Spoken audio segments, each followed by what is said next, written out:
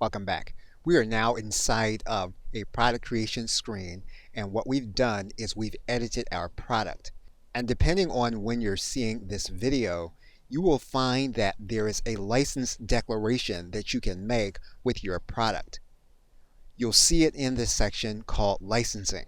And basically, you'll see a drop-down menu and you can decide whether or not the course is going to be for your customer's personal use. And you'll see that this is going to be the case with most products. If you have additional terms, you'll want to write them in. Now, the other declaration you can make is that the product is going to have an extended license. That means then that the customer can go beyond just using it for their personal knowledge. They can use it in some way in their business.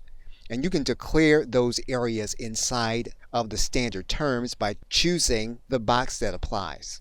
Once you've done that inside of your product, you can then click Save. Okay, so with that, thanks, and I will see you in another video.